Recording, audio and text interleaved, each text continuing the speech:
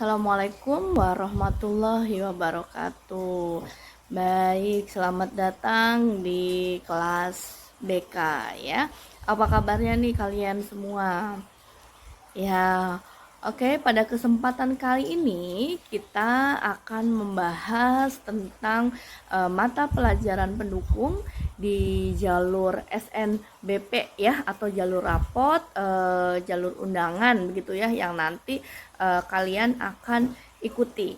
Nah, apa sih tujuannya untuk kita membahas mata pelajaran pendukung di jalur SNBP ya? Itu adalah pertama untuk mengidentifikasi mata pelajaran yang menjadi pendukung dalam pemilihan jurusan pada jalur SNBP nanti.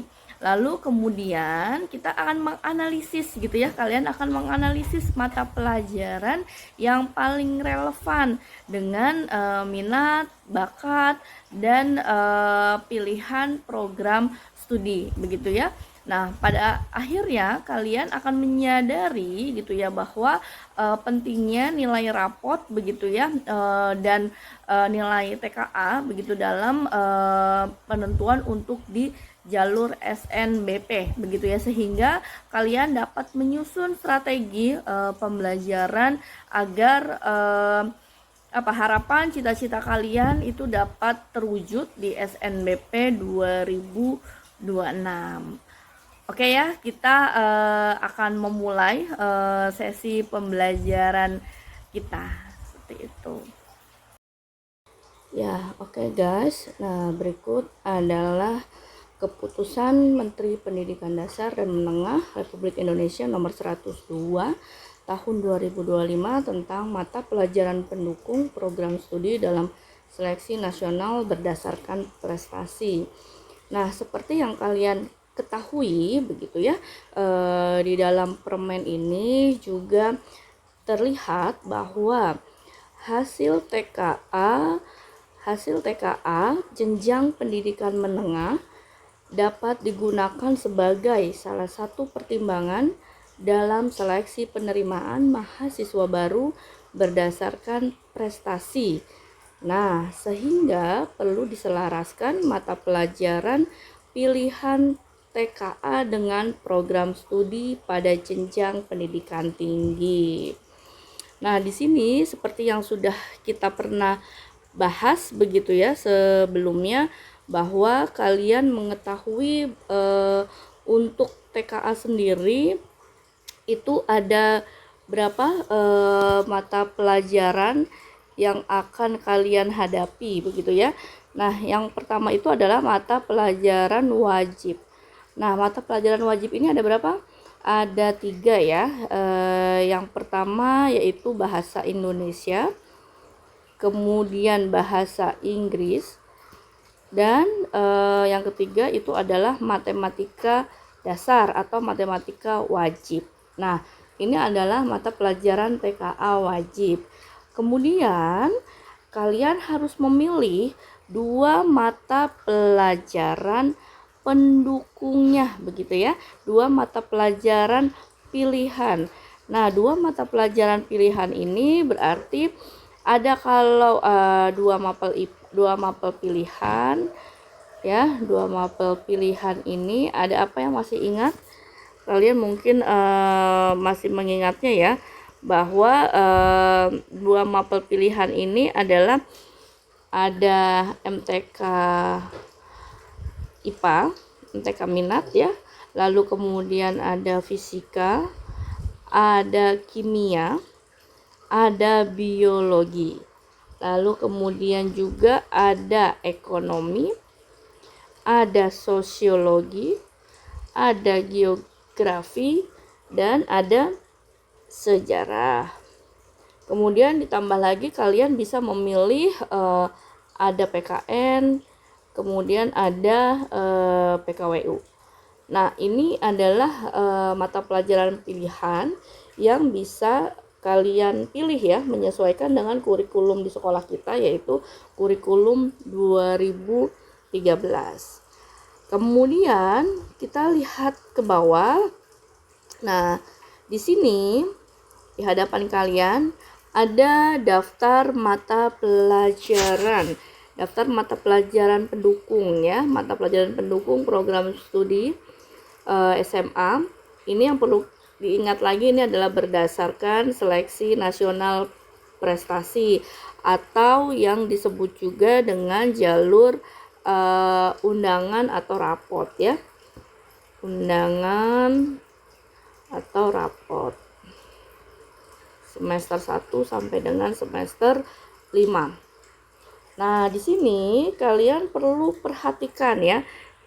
Sekolah kita ini masih menggunakan kurikulum 2013 ya. Nah, di kurikulum 2013 itu kita melihat di sini di pendukung mata pelajaran pendukung pada kurikulum 2013 ya. Jadi yang untuk kurikulum merdeka ini abaikan saja. Kemudian di sekolah kita itu adanya itu adalah di jurusan IPA dan jurusan IPS ya. Jadi jurusan bahasa ini diabaikan karena memang ini tidak ada di sekolah kita gitu ya. Lalu kemudian di sini ada yang namanya Ada yang namanya rumpun atau kelompok studi ya. Sini ada rumpun, ada kelompok program studi. Nah, ini yang menjadi perhatian kalian gitu ya. Kalian harus bisa melihat kesesuaian begitu ya. Nah, kita contoh di sini ada rumpun humaniora. Nah, yang termasuk kategori rumpun humaniora di sini ada jurusan program studi ya. Kalau di kuliah itu program studinya ada seni, sejarah, linguistik, sastra, filsafat. Nah, kemudian kalian perhatikan untuk jurusan IPA yang akan menjadi perhatian untuk jurusan seni itu adalah di seni budaya, di IPS itu juga seni budaya. Kemudian untuk mata pelajaran sejarah ada sejarah Indonesia dan IPS pun sama ya, sejarah Indonesia ini adalah sejarah wajib. Gitu. Kemudian di linguistik dan sastra tentu ada bahasa Indonesia dan ada bahasa Inggris atau bahasa asing yang relevan. Nah, kemudian filsafat itu ada kalau IPA itu ada sejarah Indonesia ya, karena di IPA tidak belajar sosiologi. Sementara kalau IPS itu adalah sosiologi. Kemudian kalian juga bisa lihat di rumpun sosial ya. Nah, di sini di rumpun sosial kamu juga bisa perhatikan begitu ya. Di rumpun sosial ada sosial, ekonomi, pertahanan. Nah, untuk jurusan atau program studi sosial, nah ini IPA dan IPS itu mata pelajaran pendukungnya pun juga berbeda ya. Di IPA ini ada sejarah Indonesia, kemudian di IPS-nya ada sosiologi. Sementara untuk ekonomi, nah mungkin anak IPA kan juga banyak yang ingin linjur ya, banyak yang ingin lintas jurusan. Nah, bisa menggunakan nilai matematika ya, nilai matematika dasarnya. Kalau di IPS tentu ada pelajaran ekonomi dan ada pelajaran matematika dasar. Jadi dia bisa jadi adalah dua mata pelajaran pendukung. Nah, sementara untuk program studi pertahanan itu adalah PKN. Psikologi. Nah, ini psikologi ini juga jurusan yang menarik juga untuk anak IPA. Di psikologi ini anak IPA membutuhkan nilai matematika, sementara anak IPS membutuhkan nilai sosiologi. Nah, kemudian ini untuk rumpun ilmu alam. Rumpun ilmu alam kita lihat di kurikulum kita ya, kurikulum 2013, apakah anak IPS bisa linjur atau tidak gitu ya. Nah, ini juga kan harus menjadi perhatian kalian begitu ya, tentunya supaya nanti kalian tidak salah memilih program studi. Untuk ilmu alam, misalnya kalian tertarik dengan jurusan kimia, anak IPA bisa yang menjadi mata pelajaran pendukung adalah kimia. Nah, anak IPS boleh tidak mengambil jurusan kimia? Ya boleh saja, tetapi harus diperhatikan mata pelajaran pendukungnya ini ada atau tidak gitu ya. Kalau di sekolah kita kan tentu tidak ada, anak IPS tidak belajar mata pelajaran kimia. Nah, untuk ilmu kebumian itu di IPA itu ada fisika, kemudian ada matematika, kemudian ya matematika dari kelompok IPA MIPA, berarti ini adalah matematika IPA ya. Nah, ini matematika IPA. Nah, untuk di IPS gitu ya, IPS ini bisa karena ada pelajaran geografi ya, mereka punya pelajaran geografi gitu ya kan, ini dan atau, jadi bisa salah satunya, salah satunya. Kalau keduanya ada, maka keduanya yang akan menjadi dilihat. Lalu kemudian untuk kelautan, nah untuk kelautan di IPA-nya itu mata pelajaran biologi. Sementara untuk IPS ini juga masih bisa nih, karena IPS ini ada mata pelajaran geografi di rapotnya begitu ya. Nah, ini masih bisa diambil nih buat anak IPS kalau tertarik dengan ilmu kelautan. Kemudian biologi tentu pasti biologi. Dia hanya bisa di IPA ya. Biofisika juga ini fisika. Dia juga hanya bisa di IPA. Kemudian fisika tentu fisika, kemudian astronomi. Astronomi di sini ada fisika sama ada matematika IPA. Nah, sementara di IPS boleh nih, di IPS kamu ada pelajaran matematika dasar atau matematika wajib begitu ya. Ini menjadi mapel pendukung kalian untuk anak IPS. Kemudian berikutnya rumpun ilmu formal, di dalamnya itu ada kelompok, ini kelompok program studi komputer, logika, matematika. Komputer itu di universitas banyak ya, ada teknik komputer, teknik informatika, sistem informasi, dan lain sebagainya. Nah, maka kalau kalian tertarik ambil komputer untuk anak IPA, tentu yang akan dilihat adalah matematika IPA-nya. Sementara untuk IPS bisa nih, karena di IPS yang dilihat itu hanya nilai matematikanya saja. Lalu kemudian untuk matematika ya sama seperti itu, anak IPS juga bisa, antara anak IPA juga bisa. Kemudian di rumpun ilmu terapan, di ilmu terapan ini ada jurusan pertanian yang untuk kurikulum kita berarti hanya bisa diambil oleh anak IPA, itu membutuhkan nilai biologi. Untuk IPS tidak ada. Kemudian di peternakan itu juga untuk IPA, di IPS kita tidak ada. Kemudian di perikanan itu juga untuk IPA, di IPS juga tidak ada pelajaran biologi.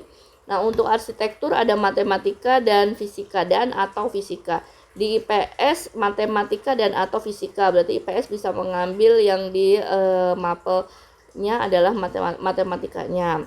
Kemudian di perencanaan wilayah ya, ini atau kita kenalnya dengan istilah PWK, perencanaan wilayah kota.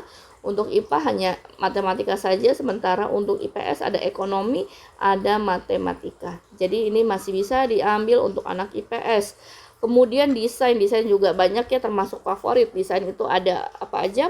Ada desain produk, desain komunikasi visual begitu ya. Nah, ini adalah seni budaya dan matematika. IPS pun seni budaya dan matematika. Jadi so far ini keduanya bisa, baik dari IPA maupun dari IPS. Kemudian lanjut lagi untuk rumpun ini masih sama ya, ilmu terapan. Nah, di sini ada akuntansi. Akuntansi, anak IPA boleh nggak sih ngambil akuntansi? Nah, untuk anak IPS pastinya adalah ekonomi, anak IPA adalah matematika. Nah, jadi di sini pun anak IPA masih bisa ya ambil akuntansi, sama dengan manajemen, logistik, administrasi bisnis. Nah, ini sama ya, ininya adalah mapel pendukungnya gitu. Nah, kemudian untuk yang komunikasi. Nah, komunikasi untuk anak IPA sendiri yang dilihat adalah bahasa Indonesia, sementara untuk IPS itu adalah sosiologinya gitu ya. Nah, untuk pendidikan apakah di sini ada yang tertarik dengan pendidikan? Nah, kalau yang tertarik dengan jurusan pendidikan, di sini paling banyak satu mapel pelajaran pendukung yang relevan dengan program studi kependidikannya. Misalnya mau ambil pendidikan biologi. Nah, berarti di sini yang dilihat adalah mapel mapel biologinya, begitu ya. Pendidikan fisika gitu ya, sama seperti itu. Jadi mapel fisikanya yang dilihat. Sementara kalau IPS mau ambil pendidikan ekonomi. Nah, pendidikan ekonomi ya berarti mapelnya adalah mapel ekonomi. Pendidikan sosiologi, nah yaitunya adalah sosiologi. Pendidikan apalagi? Pendidikan sejarah gitu ya, dan seterusnya. Berarti adalah mapel pendukung dari jurusan pendidikan yang ingin kamu ambil. Kemudian untuk teknik ya, untuk teknik, nah teknik itu teknik dan rekayasa ya, namanya tuh teknik atau rekayasa. Untuk IPA pastinya ada fisika atau kimia dan matematika IPA. Nah, sementara untuk IPS itu matematikanya saja gitu ya. Lalu kemudian untuk lingkungan itu ada biologi. Nah, IPS-nya ini kita tidak bisa, kehutanan biologi untuk IPA. IPS-nya juga biologi tidak ada. Untuk kedokteran, nah ada nggak sih anak IPS pengen kedokteran? Lihat lagi nih, ternyata di kedokteran itu adalah biologi dan kimia. Di IPS kita nggak belajar ya biologi dan kimia. Kemudian sama dengan kedokteran gigi, hewan, begitu ya, farmasi, gizi. Nah, jadi ini hanya untuk anak IPA saja. Lalu kemudian kesehatan masyarakat. Kesehatan masyarakat untuk IPA di biologi, untuk IPS-nya itu berarti adalah sosiologi. Untuk kebidanan ini biologi, di IPS-nya nggak bisa. Keperawatan juga biologi, IPS-nya nggak bisa. Lalu kemudian di kesehatan itu biologi, di IPS-nya itu kita tidak bisa. Lalu kemudian ada sains informasi, di sini adalah matematika IPA ya. Untuk IPS-nya matematika. Lalu kemudian hukum. Nah, hukum juga termasuk yang banyak juga nih yang diincar dari anak-anak IPA. Ternyata untuk hukum yang dibutuhkan itu nilai PKN. Untuk yang IPS itu 2 sosiologi dan PKN ya, karena kita juga punya kan mapel tersebut. Untuk militer pun juga sama, di IPA berarti adalah PKN-nya. Untuk di IPS ya itu adalah sosiologinya. Urusan publik juga sama, di IPA-nya PKN-nya, di IPS-nya adalah sosiologi. Lalu kemudian ada sains olahraga. Sains olahraga itu berarti adalah mapel PJOK sama di biologi. Sementara yang IPS itu hanya PJOK saja. Kemudian jurusan pariwisata, rumpun pariwisata, program studi pariwisata, di program studi pariwisata itu untuk IPA-nya ada bahasa Inggris ya atau ekonomi. Kemudian di IPS-nya itu ada ekonomi, ada bahasa Inggris.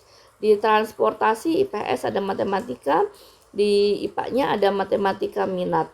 Lalu kemudian di bioteknologi, biokewirausahaan, bioinformatika, berarti mapelnya adalah biologi sama matematika. Lalu kemudian di IPS-nya adalah biologi dan atau matematika, berarti dia di matematikanya. Untuk geografi, anak IPA ada di fisika dan ada di matematika. Untuk yang IPS ada keduanya ya, ada geografi, ada matematika. Lalu untuk informatika medis atau informatika kesehatan atau itu di situ yang dibutuhkan adalah biologi sama matematika IPA. Lalu untuk yang IPS itu ada matematikanya. Kemudian ada konservasi biologi hewan dan di sini biologi IPS-nya tidak ada ya. Lalu kemudian ini tadi ya ada konservasi biologi hewan hutan. Kemudian di Tekpang, teknologi pangan, hasil pertanian, hasil peternakan. Untuk IPA-nya itu adalah kimia dan biologi. Untuk IPS-nya ini nggak bisa. Lalu untuk sains data itu ada di matematika IPA. Untuk IPS-nya ada di matematika. Kemudian perkopian, biologi, IPS-nya tidak bisa. humanitas itu ada di PKN, kemudian ini hanya ada di sosiologi. Ya, begitu anak-anakku sekalian terkait dengan aturan terbaru tentang dua mata pelajaran pendukung ya. Nah, ini yang bisa kita jadikan rujukan begitu ya, sesuai dengan aturan pemerintah begitu ya di nomor 102 tahun 2025. Nah, ini adalah aturan terbaru yang kita jadikan rujukan ya, rujukan kalian untuk di jalur SNBP. Nah, oke, jadi masih ada waktu nih, kita masih punya waktu di beberapa bulan ke depan sambil kalian mempersiapkan ya, selain nilai-nilai mata pelajaran ini gitu ya, baik yang di TKA ataupun yang di raport ya, tentu kalian juga harus memperhatikan juga nilai-nilai yang lainnya begitu. Jadi usahakan kalian belajar seoptimal mungkin begitu ya, karena ini adalah fase terakhir kalian di SMA begitu ya, karena mayoritas di antara kalian kan pasti akan melanjutkan ke perguruan tinggi ya, insya Allah seperti itu ya.